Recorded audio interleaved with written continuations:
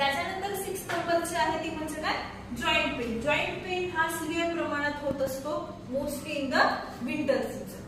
Then next 7th is the hypothermia. Hypothermia म्हणजे काय, decreased body temperature that is 95 degree Fahrenheit. म्हणजे normal body temperature पेक्षा खूप कमी प्रमाणामध्ये बॉडी टेम्परेचर होत असतं, त्या कंडिशनला म्हणायचं हायपोथर्मिया. कशामुळे होत असतं तर बिकॉज ऑफ विंटर सीझन.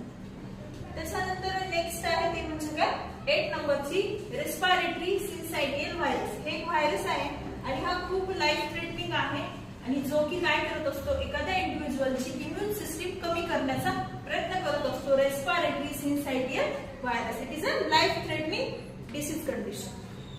9 नंबरचे आहे ते म्हणजे काय, गॅस्ट्रोएंटेरायटिस. गॅस्ट्रोएंटेरायटिस ही कॉमन ड्युरिंग विंटर सीझन होते आणि मोस्टली कशामुळे होत असते तर नोरो व्हायरसमुळे गॅस्ट्रोएंटेरायटिस होत असतं.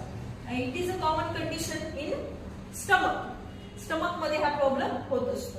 त्याच्यानंतर लास्ट आहे ते म्हणजे रेस्पिरेटरी अलाइनमेंट्स. ह्याच्यामध्ये मोस्टली ब्रोंकायटिस, निमोनिया ह्या डिसऑर्डर आपल्याला पाहायला मिळत असतात. अशा टोटल 10 डिसऑर्डर आहेत. फर्स्ट होती seasonal affective disorder, common cold, flu, strep throat, ear infection, joint pain, hypothermia, respiratory syncytial virus and gastroenteritis and respiratory alignments.